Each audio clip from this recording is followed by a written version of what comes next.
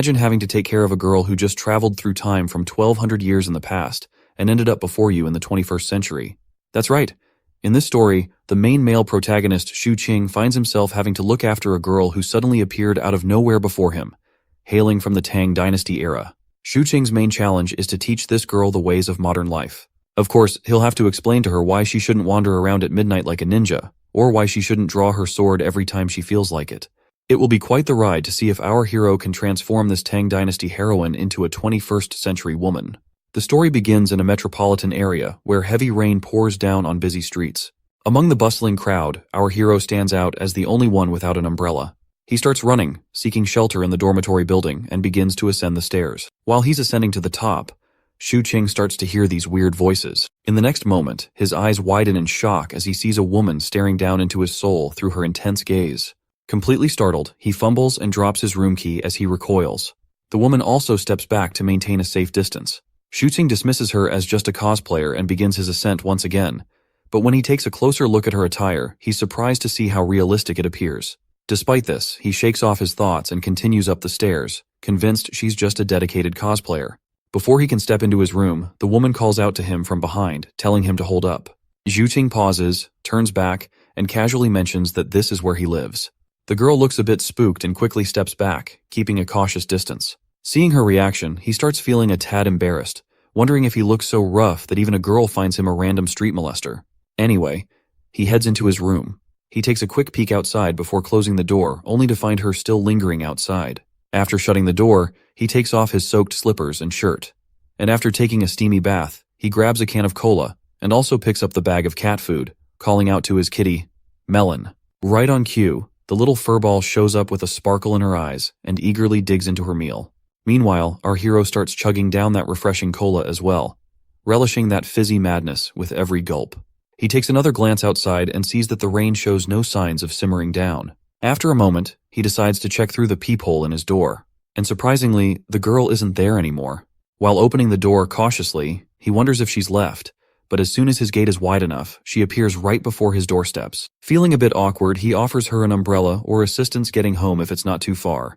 However, the girl doesn't respond to either option and instead asks where they are. Shu Qing points out that they're in his neighborhood on Beiwang Road. The girl goes silent for a moment, unsure of what to expect. Then she asks who our hero might be. Well, that's another simple question our hero doesn't have a clue how to answer. So, with a bit of confusion, he lets her know that he's just some random guy. He then tries to offer her his umbrella, but she just stares at this ordinary umbrella like this is some alien thing. After a moment of silence, she introduces herself as part of the Yan clan and confesses she has no idea how she ended up here. Her admission leaves our hero scratching his head, wondering if she's just a girl caught up in some cosplay fantasy. He sighs out of exhaustion and motions for her to come inside while he tries to call for help. As he dials Guard Cho's number, the woman's eyes lock onto the TV. An ad starts playing, and without hesitation, she slices the TV with her blade. Her face goes white as if she's seen some kind of dark magic that needs immediate vanquishing. The boy stands there, stunned, while the guard asks about the weird noises in the background. The girl turns to him with her bloodshot eyes, giving him an intense glare. Once our clueless hero is not in the position to utter a single word, the guard abruptly hangs up, thinking maybe our hero is tied up with something urgent. Shu Qing scratches his head, looking puzzled, and asks her where she came from. Meanwhile, the lady wants to know if the people inside the weird glass thing are dead, and she's curious about the folks he was chatting with on his brick. Seeing her those straw sandals she is wearing, the boy wonders if this quirky lady could even afford to replace the fancy TV she just sliced. Finally, he raises his hand in a calming gesture, reassuring her that he's a decent guy, and suggests she puts her sword down. After she retrieves her sword from the TV, the boy asks her name and where she's from. She promptly replies her name is Jiang He, and she's a disciple of the Yan clan. He compliments her for coming up with such a cool name and jokes if her Yan clan is loaded enough with cash to compensate him for his broken TV. The lady gets confused and asks how he doesn't know someone as prestigious as the Gusu Yan clan. The boy simply shakes his head, admitting he's never heard of them. Her silence speaks volumes, as if she's offended by this guy who doesn't even recognize her clan. Seeing her tense expression, the boy reassures her again that he means well, and gives her the green light to ask any questions she wants. The lady timidly admits she just wants to find her way back to the Yan clan. Our hero, still clueless about where this Yan clan might be, reminds her that they're in the city of Jiangcheng and asks if she knows it. The woman stays silent, and now our clueless hero is starting to rub his head in frustration, because he really doesn't want to entertain the idea that she might actually be from ancient times. So he asks her who is her emperor, but the puzzled lady insists that her emperor is one everyone should know about, which leaves our hero scratching his head at her cryptic response. She stares at him in confusion, wondering why he doesn't know about the emperor. She then asks our hero if it's the 16th year of Kaiyuan. Her answer shocks him, prompting him to pause and immediately start scrolling through his phone for information. He's amazed to find out that in the 16th year of Kaiyuan, it was during the reign of the 7th emperor of the Tang dynasty, known for the longest reign in the dynasty's history. To confirm if she's truly from the past, he asks if she knows Li Longji and mentions other famous figures from that era. The lady lights up with joy to realize he knows these names and eagerly asks where she can find them. With an anxious smirk, Xu Qing jokingly tells her she might find them in a Chinese mobile game. Suddenly, a delivery man calls from the doorstep, and the lady instantly grabs her sword to confront the intruder. The boy rushes over, urging her to calm down because it's just someone delivering food, not a threat. Lady Zhang asks if the man is a servant, but our hero explains this man is just here with a food delivery. As he accepts the food, the lady watches in confusion and amazement at this whole process of this takeout.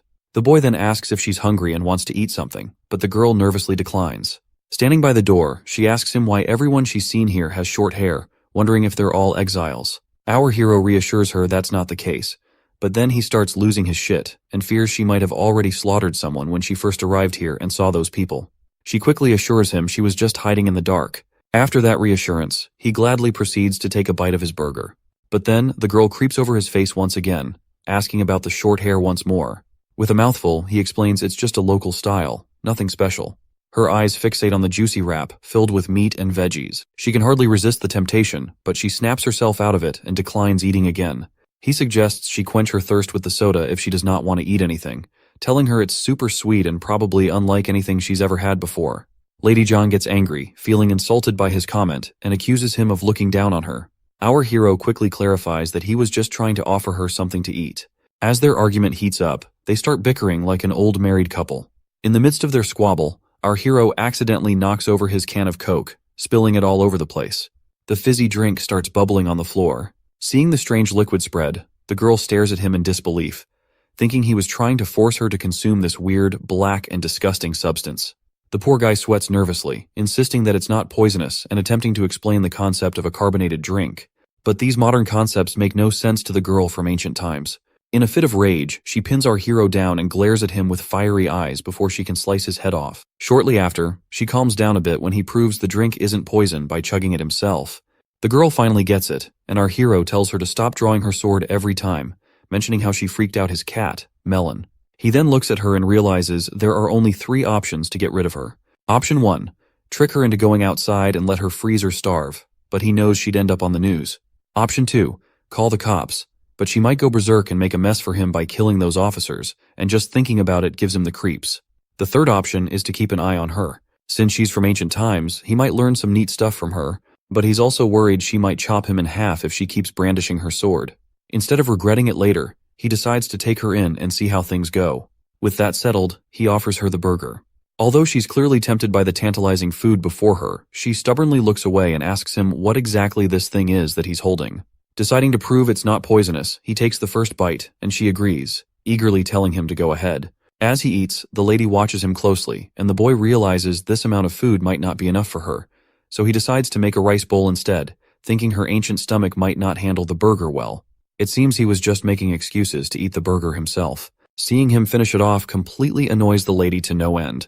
He gestures for her to sit down, but she cautiously checks the seat by pressing her hand against it before sitting down cautiously. Let's face it, she can't trust this strange guy completely, even though he did offer her his umbrella. His room is filled with oddities, and he eats weird stuff too, so she decides to remain vigilant and careful. She asks about this place again, and our hero reminds her it's Jiangcheng City. The lady then asks if he knows how she can return home. This time, our hero panics when he sees her reaching for her sword again and insists she puts it down before he answers. Once the sword is out of sight, he somberly reveals to her that she might not be able to return because they are really far from her home. The girl perks up at this and immediately asks how far away they are. Our hero reluctantly tells her it's almost 1,200 years away. The girl asks what he means by 1,200 years, so he explains that it's been that long since she came from her time. Famous folks like Li Bai, Yang Yuhuan, and Lu Shan, all ancient history now, dead and gone for over 1,000 years. She's totally shocked by this news and straight up calls him a liar. But the boy tells her to just look around. Nothing's the same. This world runs on its own rules now. It could be cool if you get the hang of it, but also risky. She's still not buying it and raises her sword to his face. He calmly reminds her that waving swords around is against the law, and she better learn the rules fast. The woman asks why he's bothering to help her out. The boy explains it's kinda like how he rescued his fat cat Melon from the tough outside world. He just felt like he had to help. But our hero needs to pick his words better because she gets ticked off again, thinking he's comparing her to a cat. After a bit of thinking, she figures he's not such a bad guy since he let her in and offered food. So, she asks him again why he bothered helping her. Our hero says meeting a quirky ancient girl like her isn't something he encounters every day, and he's genuinely curious about her. He adds that she'd probably be curious too if their roles were reversed. The lady quickly shuts that down, saying if someone as weird as our hero showed up in her era, the chief would have chopped him down right away. The guy reminds her that this era is all about peace and love. He tells her that as long as she's living here, she better learn to follow the law, never hurt people, and not destroy anyone's belongings. With that clear, he lets her choose whether she wants his help or prefers to wander outside. Before turning away, he reminds her one last time not to hurt civilians, or she'll get arrested. The lady finds herself in a tight spot, not knowing what to do since she can't even leave this place. The boy then says if she wants to stay, he can order her some food, but she has to give up her sword because he doesn't want to get arrested either. With no other options, she reluctantly throws her sword down. With that settled, he starts brainstorming what to order for her that won't be too foreign for her. He briefly considers ordering some mooncakes, but then decides to get her some rice and buns instead. He tells her to take a shower while they wait for her food to arrive. The woman, clueless, asks where she's supposed to bathe. Our hero leads her into the bathroom, which leaves her amazed at the sight. He tells her not to be too surprised because there are many more surprises to come, and reassures her not to be afraid as everything here is harmless. For instance, he shows her the shower, and she looks at it curiously like a puppy. She tries it out herself, and our hero can't resist capturing her curiosity on his phone. He then introduces her to bath shampoo and the concept of toilet. Afterwards, he waits outside while she showers. He rummages through his stuff, trying to find something suitable for her to wear. Inadvertently, he opens the bath door while attempting to knock, realizing she doesn't even know how to lock it. Nevertheless, he informs her he doesn't have any women's clothes, so she'll have to wait for proper clothing. He decides to teach her how to lock the door in the meantime. Shortly after, he is kicked outside, but the lady is now enjoying her first shower in this new world. She even tries tasting the shampoo bubbles, but ends up spitting it away. Meanwhile, our hero is questioning if all of this is actually real. He picks up her sword and closely examines the gleaming blade, deciding to have an expert check if it's authentic or not. The girl emerges from her bath in her new outfit, and while our hero is busy with something else, she asks what he's writing. He doesn't respond immediately, but eventually hands her the paper. It lists out current issues that need addressing, and she starts staring at it intently. There are everyday products written down which she is supposed to utilize in her daily life. She then complains about her current clothes, to which the boy says she looks pretty and clarifies that he's not hitting on her, he's just giving a compliment, like people usually do when someone looks good. But still, she sternly tells him to lay off any flirtatious remarks. Suddenly, he notices her straw slippers and tells her to put them away, promising to get her new ones tomorrow. While he's admiring her cuteness, a sudden knock on the door scares the lady, but Shuqing reassures her it's just a delivery boy with food. Reflecting on it, he can't help but compare her to a wild cat, always attentive and ready to attack. After taking the food out of the plastic bag, he hands it to her. That is when Lady Jiang remembers something her vice captain used to say, that if someone is helping you for free, they must have ulterior motives. Hearing this, Shuqing starts crying, but then she smiles and tells him that she believes he's actually a good person. In a few moments, once she finishes her food, Shuqing decides to have a chat with the girl. He starts by letting her know that she's not in the primitive era anymore and needs to adjust her beliefs accordingly. He tells her that if she were to rely on her sword for survival and ends up killing him, she wouldn't last more than a week before running out of food. So, he advises her to stop playing around with the sword and focus on other things, like using the TV for entertainment. He also points out that the smartphone can be quite useful too. Basically, he's trying to reassure her that she's perfectly safe here and no one is going to harm her. Hearing this, the girl nods in acknowledgement and our hero lets out a sigh of relief. But when it comes to the outside world, things get complicated. He explains that while this is a peaceful world, it could be dangerous for her. Curious, Lady Jiang asks why that is, and our hero explains that she might end up accidentally hurting someone. For instance, if she strolled into a royal castle with her sword drawn, they'd likely throw her in jail. It's the same deal out there in this world as well. Not only that, he also explains the concept of an identity card to her, warning that she needs to watch out for cops who might ask to see it. So, the first thing Shuqing wants to do is make her an ID card. Otherwise, she's going to stick out like a sore thumb wherever she goes because she doesn't belong here. After hearing about the ID card, the lady asks if she's like some kind of refugee here. Shuqing tells her it's actually worse because the consequences are pretty serious if she gets caught. The lady gets freaked out, but Shuqing tries to calm her down, promising to help her out, because meeting someone from 1200 years ago isn't exactly an everyday thing. Still, the lady remains hesitant, not sure if she can trust him and just wanting to go back home. To which the boy points out that it won't be easy for him to help her in her current situation, and their best shot is for her to cooperate as much as possible. After a while, the lady reluctantly agrees to cooperate and asks what she should do first. Shuqing wastes no time and tells her straight up, first off, never pull out that sword again. As they settle into a moment of quiet, the girl suddenly looks around and asks Shuqing where his wife is because she wants someone to gossip with. But the poor guy, as much as he hates to admit it, says, I'm actually unmarried. It's quite a surprise for the lady, and a sudden silence fills the room. Shuqing quickly reassures her that it's normal not to be married at his age and tells her to make herself comfortable in the spare room he has for her. She nods quietly and follows him as he shows her the new room she'll be staying in. Inside the room, there's a lot of stuff, but Shuqing quickly tidies everything up, making enough space for one person snugly. It's clear the lady isn't exactly thrilled about staying in this place, especially with a weirdo like him. However, Shuqing grabs some spare blankets and neatly arranges them on her new bed, urging her to rest. He understands she must be feeling confused, and he hopes that when they wake up tomorrow, it'll all feel like they were in a dream. He proceeds to leave the room, and before he does, he introduces himself as Shuqing, wishes her good night, and leaves her alone in her room. The lady first places her sword back and then sits on her cozy bed. Once midnight strikes, Shuqing finds himself awake, feeling a bit restless while reflecting on the entire hectic day. First off, he got rejected in job interviews, and when he came back, it started raining. Somehow he managed to reach home and then ended up meeting a girl who draws her sword every time she feels like it. But then he says, scratch this, and goes to sleep because there's a lot of stuff to handle tomorrow. When the next day rolls around, he opens his eyes and picks up his phone to find that it's already 10 o'clock. He jolts awake in his bed, remembering the nut job lady. He immediately starts looking around, and when he sees her sitting there, he finally realizes that he wasn't dreaming after all. He gathers himself and wishes her a good morning, asking why she woke up so early, only for her to remind him it's almost noon. He then asks if she's hungry, to which she responds affirmatively, albeit a little.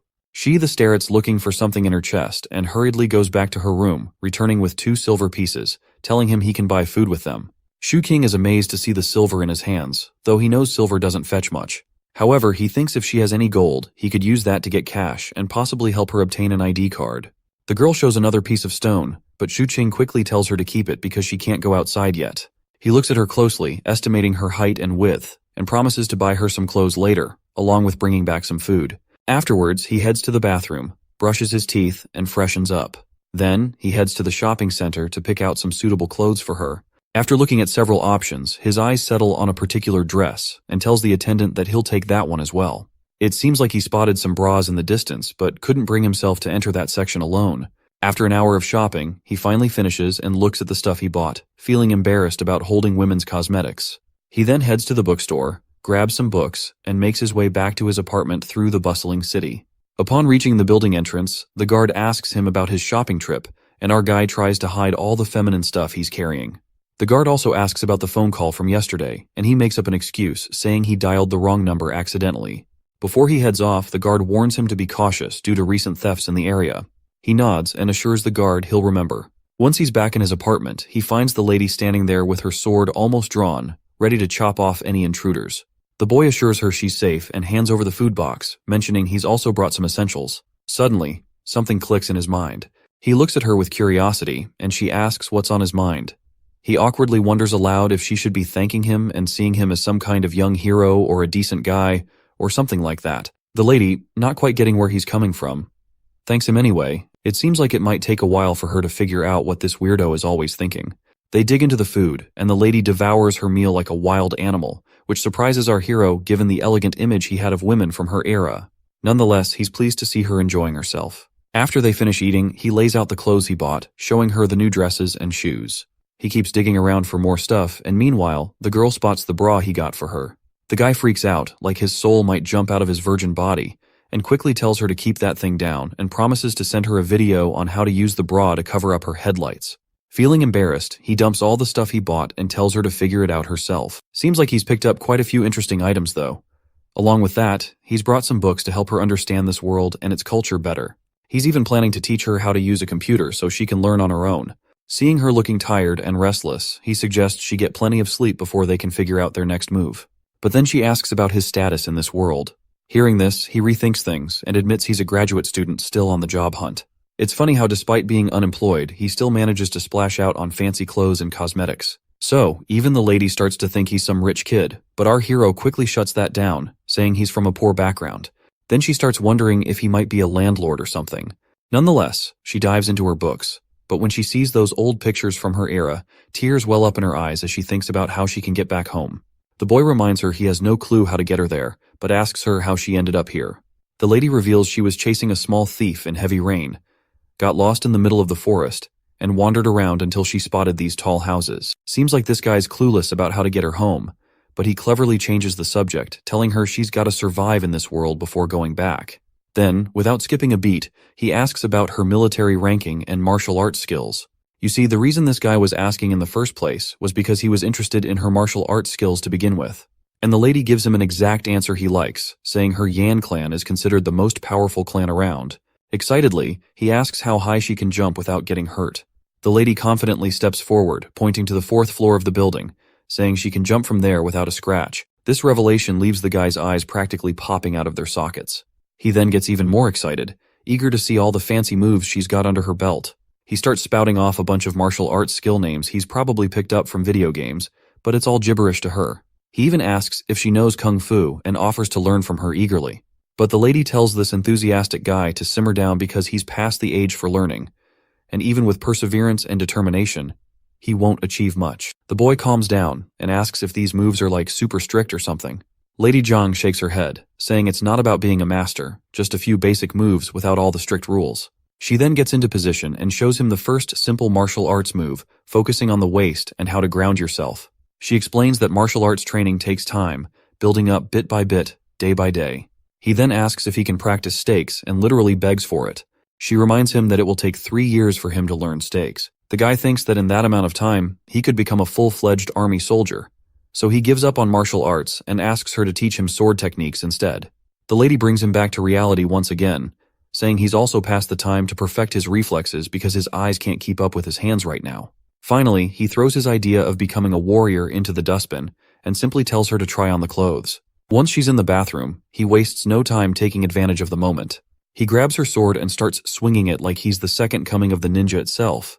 But this loser can't keep up because the sword is way too heavy for his puny muscles. The lady finally comes out of the bathroom, and when the idiot looks at her, she's looking smoking hot in her new getup. Her clothes fit like they were made for her, and she even walks around to check if they're tight anywhere. That's when Mr. Forgetful perks up, noticing her hair is all over the place and realizing he forgot to buy her a hairband. He tells her to tie her hair back with a band, and once she does, bam! She looks even hotter, a perfect wife material. Overcome with emotion, he starts crying, feeling bad for underestimating her intelligence just because she's from ancient times. He decides to take her for a walk tonight and promises to buy her a proper hair tie while back at home. As dusk arrives, the girl takes a peek outside her room and sees the boy sitting at the desk.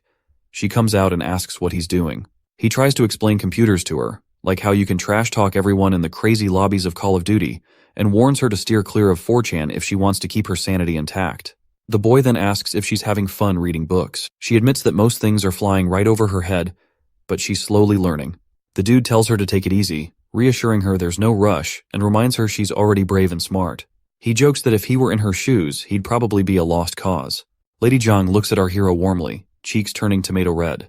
While he's chilling at his desk, the lady sneaks up behind him again and asks if he doesn't have to work. He shrugs, saying he's already hustling to make money in this world. But when she imagines someone making money, she doesn't picture a schlub staring at a giant screen.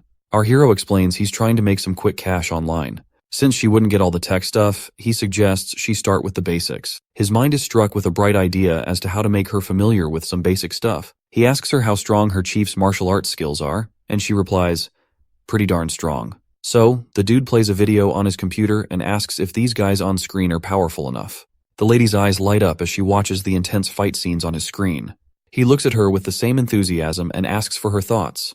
With a timid voice, she admits these moves are something she has not seen in her life before, and just imagining fighting these characters makes her nervous enough to pray.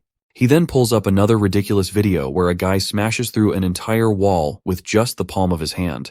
When she sees this, she's absolutely terrified out of her mind, trembling as our idiotic hero eagerly asks what she thinks of the video. With a pale face and a voice tinged with fear, she asks if everyone here possesses that kind of magnificent power. Quick to correct her, he reassures her it's all fictional and none of it is real. This just makes the lady angrier, demanding to know if he's telling the truth. The dude confirms, saying once again that the kung fu she just saw was all bullcrap. He then explains to her that in this world, people create things based on their imaginations. For example, the martial arts he showed her is what people here believe it to be, even though everything is blown out of proportion. Looks like Lady Jiang is starting to grasp all these concepts. He reassures her that with time, she'll totally understand about arts and movies. Xu Qing then finally asks his original question if her chief's kung fu is better than what she has seen so far. Well, she reluctantly admits it's not. He then asks about flying techniques. She confirms they exist, but most folks specialize in just one. She points out how unrealistic those movie stunts are because physical strength only goes so far. The boy thinks for a moment, pulls up another video, and asks if she can do that move. She mulls it over for a moment, stands up from her seat, and starts swinging her hands super fast, moving like a blur. Xu Qing is totally thrilled to see her nail the technique and excitedly tells her she's got it. She tells him to hit her up anytime he wants to learn it, promising to teach him. With those words, she heads out, leaving my guy doing a little happy dance, probably dreaming of becoming a warrior someday. As she walks to her room, she notices a fat cat in her way, but she ignores the little furball and simply shuts the door in the poor cat's face. Once inside her room, she lets out a sigh in fear, realizing there's actually no one in this world without ulterior motives after all, and the reason our hero is helping her is to learn some martial arts. This new world is really scaring her. All these weird things do not make any sense. But then, she glances up at the wide ceiling, grabs her sword, and starts practicing. The noise from her room makes our hero curious if she's not going to take a nap. Feeling tired, he also drops down on his bed, finding it unbelievable that there's a woman right next to his room. The thought makes him really happy though, and he falls asleep with those sweet thoughts lingering in his mind. Suddenly, he is jolted awake by heavy voices. He looks outside to see dusk arriving, checks his phone, and realizes he spent the entire day sleeping. He immediately gets up and decides to take Lady Jiang with him to show her the real world outside. As she puts on her shoes, he advises her on the do's and don'ts in public areas, insisting she not do anything without his permission. After laying out all the rules, he asks if she understands everything, to which she meekly replies yes. He also doesn't forget to take a photo of her before they head out. However, in the photo, her pretty face looks more like a molester, who is looking forward to grabbing some peachy ass in the streets. The boy asks her to give him a smile, but her forced grin is even worse than her usual expression, and he nearly faints seeing it. He abandons the picture idea, and decides they should just get going. But before they head out, he tells her to leave her sword behind because he doesn't want any trouble. Lady Jiang immediately refuses, but the boy reassures her that the people on the streets are as weak as he is, so she doesn't need to worry about anyone. The lady reluctantly gives up her sword. While she's standing there, he tries to snap another picture of her. This time, he manages to get a really good shot and cheerfully says, "Let's get going." Once they step out of the apartment building, the girl starts looking around anxiously. Our hero explains that this is a neighborhood where families live.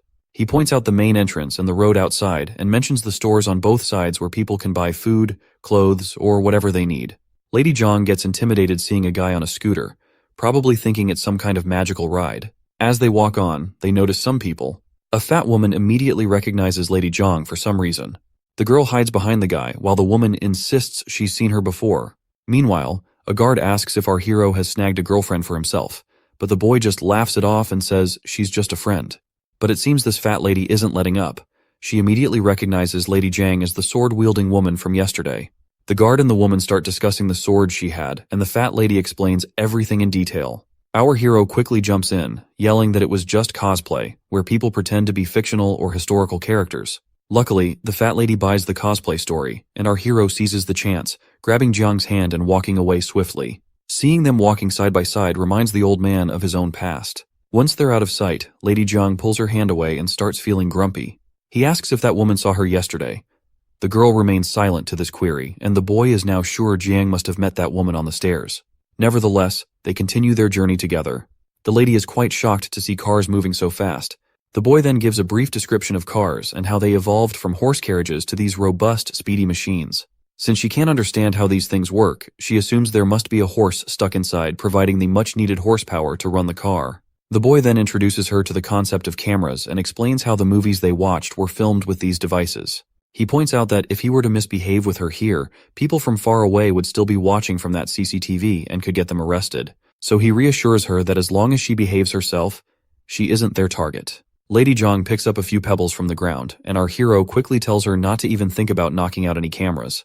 She stops immediately, and he tells her to just put the stones away. He then explains traffic lights and how they work, pointing out that red means stop and green means you can cross the road. I'm narrating this because I want my friends and fellow viewers to learn too. Once they cross the road, Zhang's attention is caught by the bright streetlights and the grocery stores. The high-speed cars are fascinating to her as well. As they walk, the boy picks out a hair ribbon for the lady. But when he imagines her with those cute fur balls on her head, he realizes it might not be suitable for her after all. He starts thinking while looking at all the cute, sparkly things laid out before them. Lady Zhang perks up at the sight, and when our hero asks if she likes a particular ribbon, she immediately says yes. Once she has the ribbon in her hands, she starts stretching it vigorously, but then she uses it correctly and puts it on her head, looking all cute and beautiful once again. Even our hero can't help but admire her beauty. As the sun sets and the city lights up, our duo heads into a restaurant. Our hero orders 2 fried rice cakes with extra spices and a plate of sliced cucumber as a side dish. As they look for a place to sit, the boy reveals to Jiang that this is the same place where all their food comes from. He relies on this restaurant because they serve the best food, and he's been enjoying it since he was a kid. Suddenly, Jiang's mind is totally captivated by the vibrant lights dancing before her eyes. She's so lost in the moment that she finds herself startled when the waiter arrives with their food. The boy decides to start eating and offers her a pair of chopsticks. She looks really nervous. And while he chugs down his lemon juice, he realizes he probably made the right choice by not letting her wander off by herself. She clearly needs more guidance than he thought, but he's confident he can teach her everything step by step. After they finish eating and pay the bill, they leave the restaurant feeling satisfied, especially our hero. They head back home, and once they're there, he asks if she's starting to feel more comfortable. She doesn't respond and just sits quietly on the couch. He tries to reassure her, saying that living in this world isn't so bad, especially with all the delicious food and junk food to munch on. He tells her that once she has her own ID card, she'll be able to enjoy it even more. Despite his reassurances, she still doesn't seem too thrilled about staying and quietly says she wants to go home. But then again, he reminds her that she can't go back home since it's already been 1,200 years. It looks like she has to accept reality. She asks how they're going to solve the identity problem. The dude explains he's no government guy to handle this stuff. But there's always a way, and reassure her that he'll help her. The girl gets flustered and feels grateful for his kind gesture. This time she thanks him properly by calling him a young warrior. The boy responds with the same brotherly energy, emphasizing that identity is crucial in this world, and without it, it's difficult to navigate. He then asks her where the list he gave her yesterday is. The girl points to the dustbin. The boy is disappointed by her action and tells her to retrieve it right away. Once she gets the paper out of the bin, the lady asks what they'll do if the ID card issue isn't resolved. Our hero points out that she'll be a criminal and there's nothing he can do. Without an ID, she can't get a job, buy property, or even use public transport, and emphasizes that an ID card is the holy grail in this world. The lady gets a bright idea and asks if, by making money and finding a place to live, the ID would become less important. The boy explains there are still many things she can't do without an ID, like having a bank account, a phone, online accounts, online shopping. The list goes on. He then opens his laptop, searches for unregistered resident certificate, while also telling the lady to approach the authorities directly for help with her ID card. He reassures her that the worst-case scenario is they might confiscate her, but he's sure they'll treat her nicely. Lady Zhang immediately reaches for her sword, asking if he's thinking about turning her into the authorities. The boy tells her to forget it and just focus on studying first. He suggests she look at history or something, and once she has a basic knowledge of modern society, she can decide for herself. The woman gets silent and seems visibly anxious and sad. She asks if it's a problem for him if she stays here. Our hero reassures her that she can crash here as long as she wants, but insists she shouldn't fight or kill with her sword. He promises everything will be fine. Just then, the cat comes over, and the boy realizes he nearly forgot to feed this furball in all the madness. He plays around a bit with the cat and tells Lady Jiang that if she has nothing else to do, she can do some studying. The girl bows her head and decides to do just that. Looks like the dude found nothing worthwhile on the internet, so he checks his phone and decides to call someone he knows. He's about to call his best friend Chin Hao, who is now a good police officer, though he's not sure if his internship period has passed, and Chin Hao is now a full-blown officer. While texting Chin Hao, he wonders if he should mention that he's met a girl from 1200 years ago. But he decides against it and sets up a meeting with his friend without revealing anything about their meeting. Feeling happy, the boy decides to take a shower to freshen up. After the steamy bath, he feels really satisfied. It then occurs to him that the girl hasn't showered yet, but he decides not to dwell on it. Suddenly, he remembers he's sharing space with someone of the opposite gender, and he knows he'd be in hot water if she caught him wandering around naked. Thankfully, no one sees him, and he hurries into his room. A while later, Lady Jiang cautiously emerges from her room, darts to the bathroom with clothes in hand, and immediately shuts the door for a much-needed bath, just like she used to do in ancient times regularly. Since it's the weekend, the boy grabs a digital writing pad and starts teaching her how to write.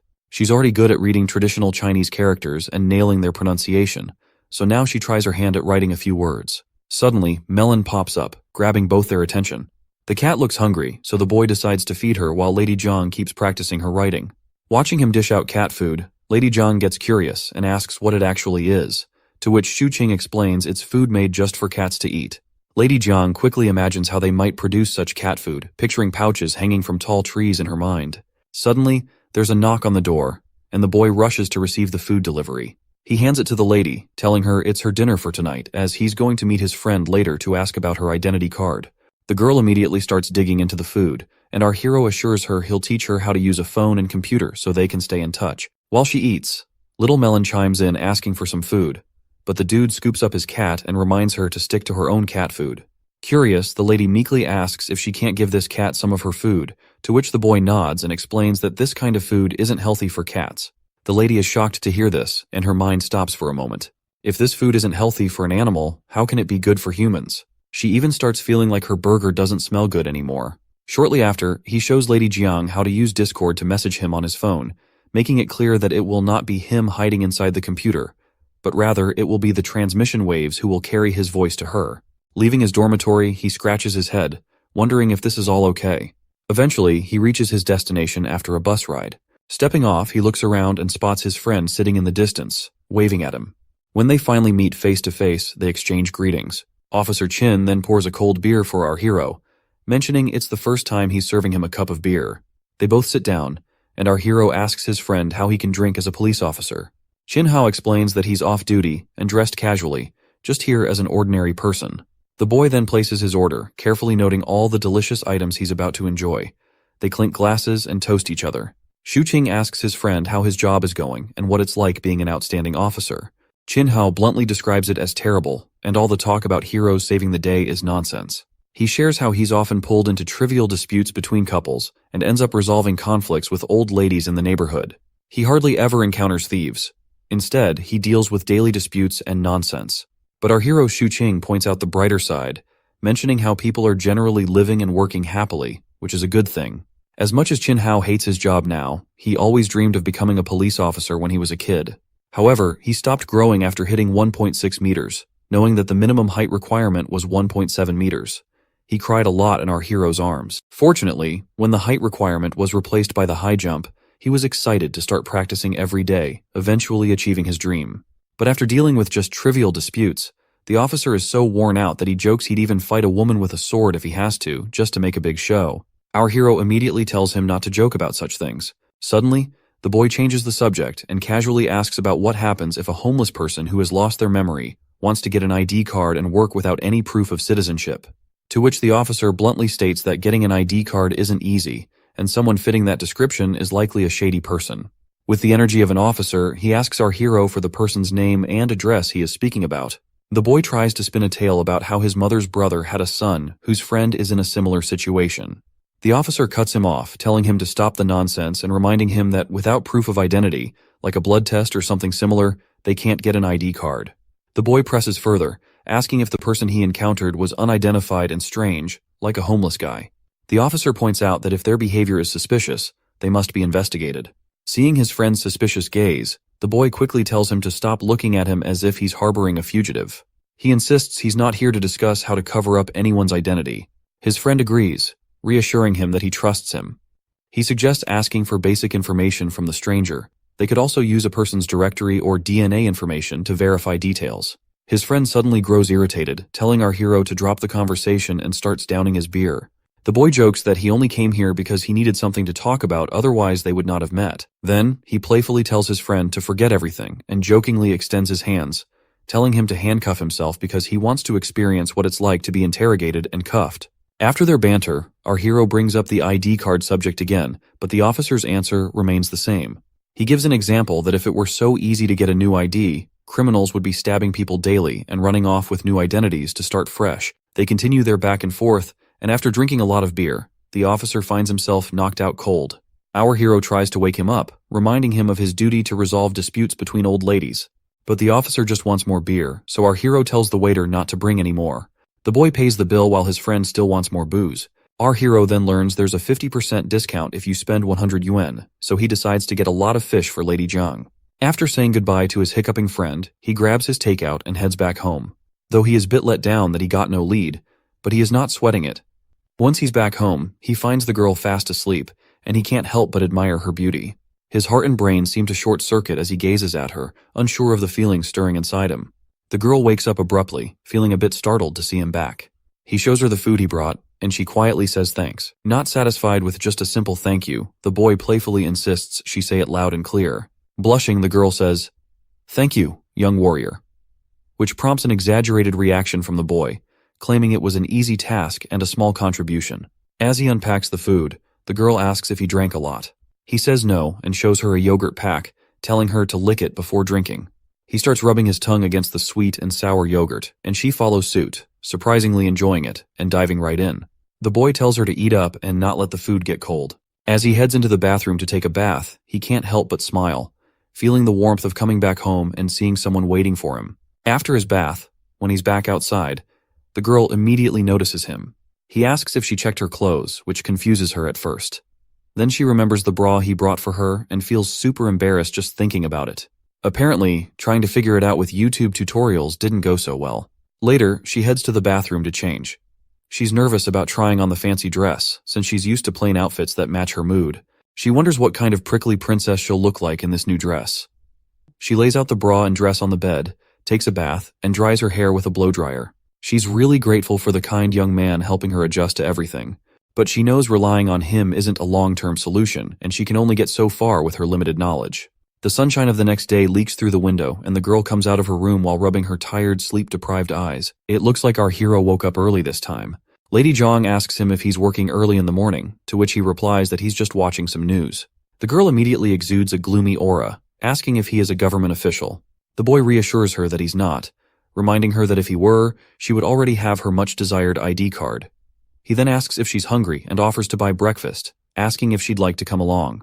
The girl declines and heads to the bathroom, so the boy decides to go by himself, telling her she can Netflix and chill in the meantime.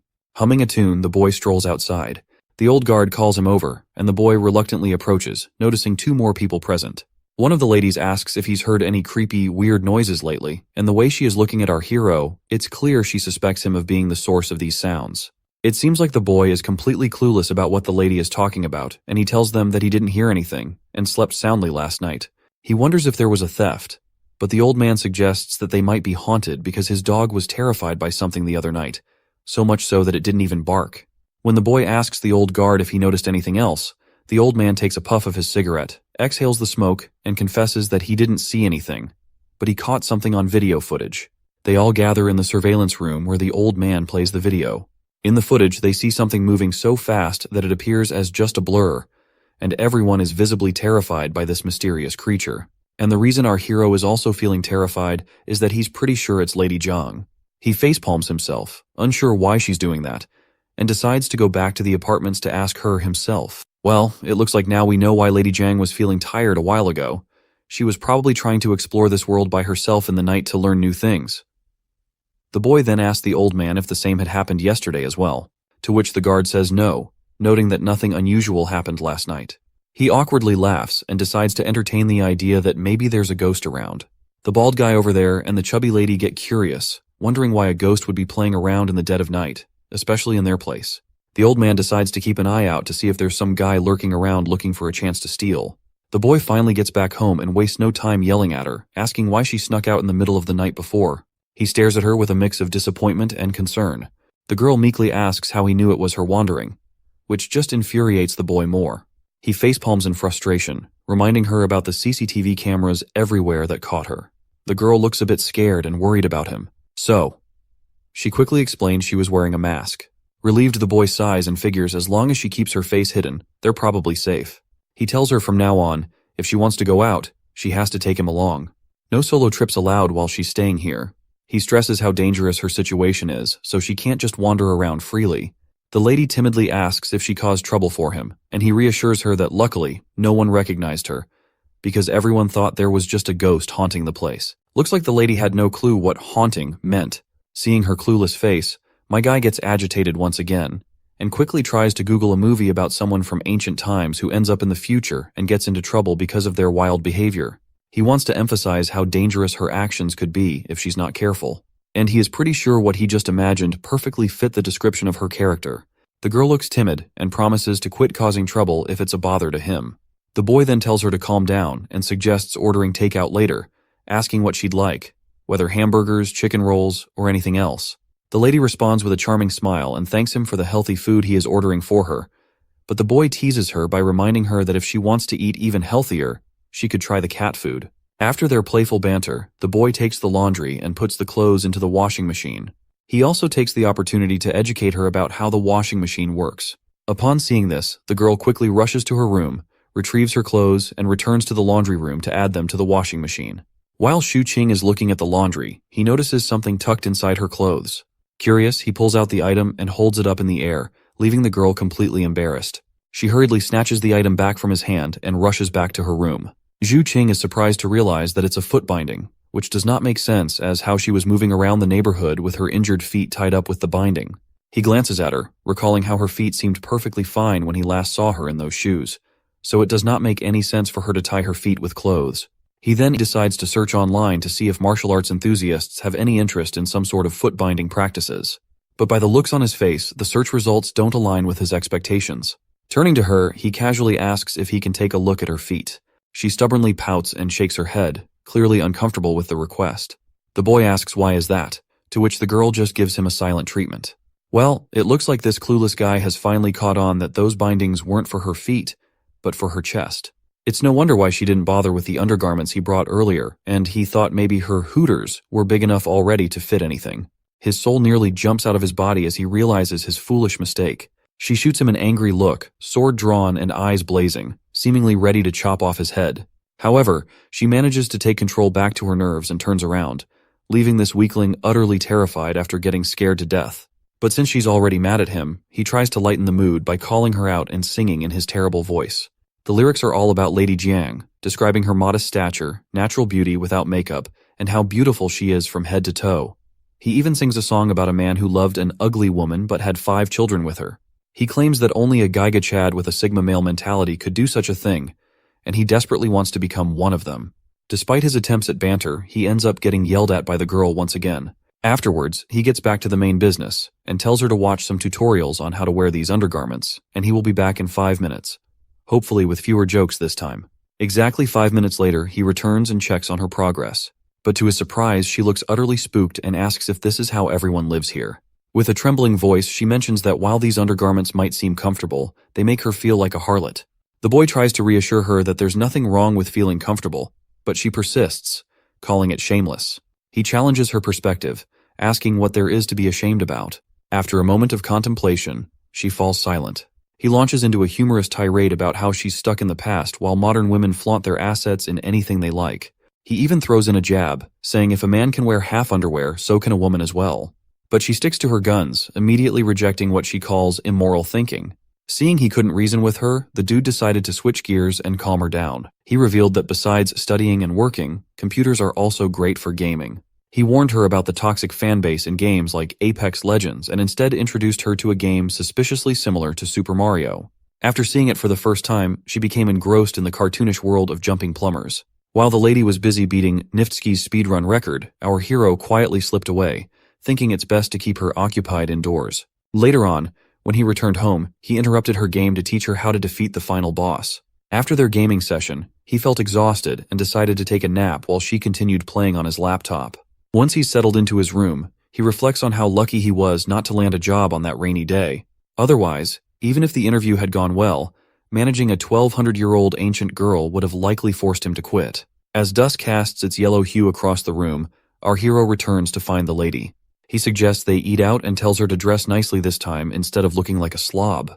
He even advises her to try a different hairstyle. She looks at her options and emerges in a new dress, blushing as she adjusts to the modern style, albeit a bit too modern for her standards. The boy blushes too, struck by her beauty, but quickly urges her to change back to her original dress to avoid drawing attention in public. This sends the girl into a fit of agitation and frustration beyond measure. As they wander outside, the old security guard jokingly asks if he's taking his girlfriend shopping again. Our hero clarifies that they're just friends, not dating. The old man then reveals he's holding onto a talisman to ward off ghosts temporarily until his mahogany arrives. When asked if he resembles the god from the New Year's festivities, Shuqing gives a thumbs up and hurries along, noting it's getting late. Meanwhile, Lady Jiang is already occupied with her own thoughts about something. Once they're alone, she can't contain her curiosity any longer and asks Shuqing what girlfriend means. He explains it's just a female friend. Perplexed, she wonders why he denied she was his girlfriend earlier.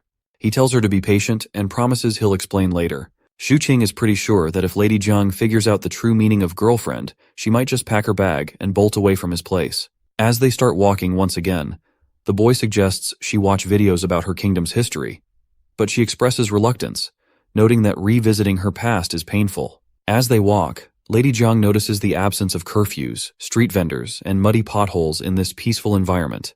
Everything feels surreal and dreamlike to her in this prosperous world. Their stroll halts at a tea stall where Shuqing orders bubble milk tea and other treats and urges her to try it. She observes curiously, but hesitates to drink. Looking around, she asks if people make money this way in this world, and if she could learn to do such work. Shuqing bursts her bubble gently, explaining she can learn the skills but can't earn money without an ID card.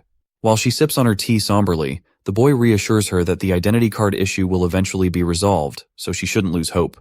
He encourages her to enjoy the tea at the moment. As she drinks, he asks if she finds it tasty, but it turns out she doesn't really like it.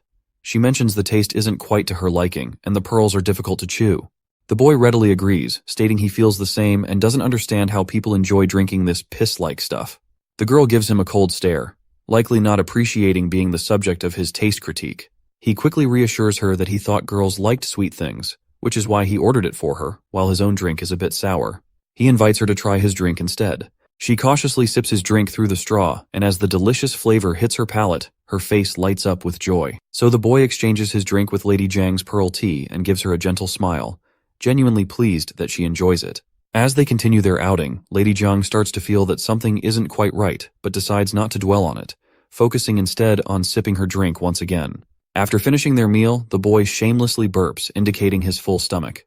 He suggests taking a quick tour before heading home, and they stroll through the vibrant city in the middle of the night. Suddenly, the boy decides to stop at a bus station and suggests taking her somewhere good. Since this is her first time hopping onto the bus, he tells her not to panic and just follow him. The boy proceeds to put a coin in and enters the bus, guiding her to a window seat so she can enjoy the ride to the fullest. As the bus starts moving through the busy streets, the girl is amazed by everything she sees outside. The boy is a bit surprised that she isn't overreacting, considering it's her first bus ride. She reveals that she has ridden horse-drawn carriages many times before. Once they reach the Lanjiang bridge station, they exit the bus, and he introduces her to this new place called Lanjiang. He eagerly and proudly tells her that in her era, this place might have been desolate, but now it's the heart of the city's nightlife. As she takes in the sight before her eyes, she wonders if this is even possible. The boy encourages her to find her own answers by studying history if she finds it hard to believe. While they stand by the river, the boy takes out his phone and doesn't waste a moment before capturing a memento. The girl happens to be looking in his direction, creating a perfect pose for a picture, and our hero captures that moment with a single click. At that moment, he also promises her a trip on a plane once her identity card issue is sorted out. The idea of soaring into the sky is completely new to her, so he reassures her once more and says that for now, she can stay in his cramped little room and learn about the world. Curious as a child, she asks what comes after understanding the world. The boy pauses, thinking for a moment, and explains that she'll achieve true freedom, gaining a clear sense of what's right and wrong for her, and she can fully enjoy this future world. Checking his phone, he announces that the time has come. Right on cue, fireworks burst into the sky, painting it with vibrant colors and light. She can't help but wonder if her family would be amazed by such a magnificent sight. He smiles at her and encourages her to enjoy this time here, on behalf of her relatives as well. The next day arrives, and the news our hero sees is rather unpleasant to say the least, because Lady Jiang can be seen doing her ninja moves outside by the lightning poles.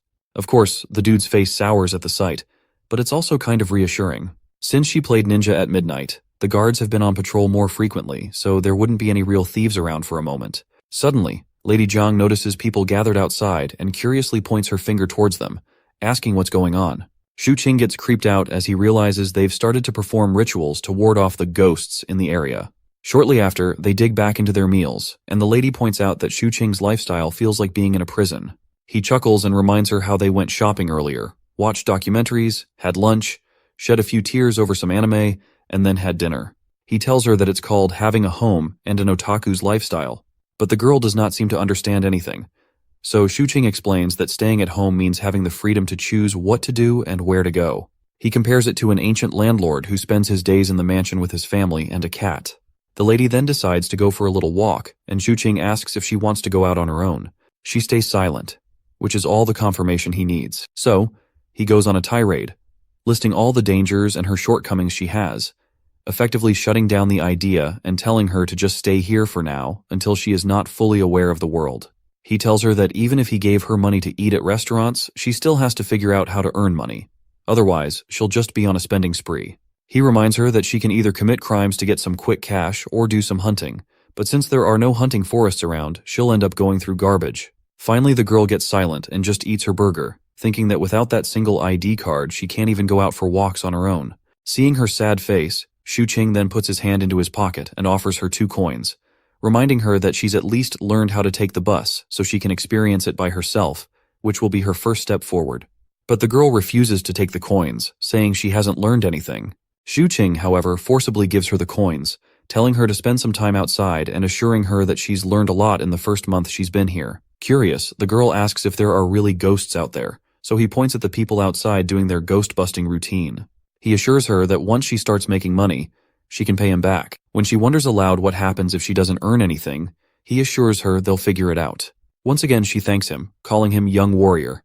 The boy then runs a game on his computer where she can play a character, explore, and learn how to make some cash. He suggests she give it a try to see if she gets the hang of it.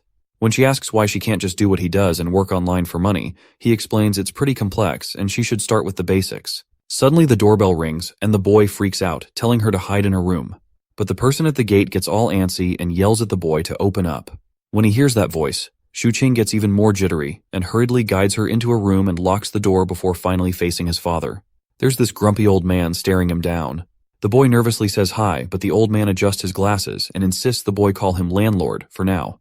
The old man then looks around, demanding to know if his son has found a job yet. The boy, addressing his father as landlord, assures him that he will pay the rent on time and defends himself, stating that since he can afford the rent and his current lifestyle, he does not feel the need to have a job. The old man gets all agitated to hear this, and just like a typical father, he starts berating his son for how big of a failure he is. But the son tries to cut him off by saying since his father is here for the rent, he'll gladly pay up.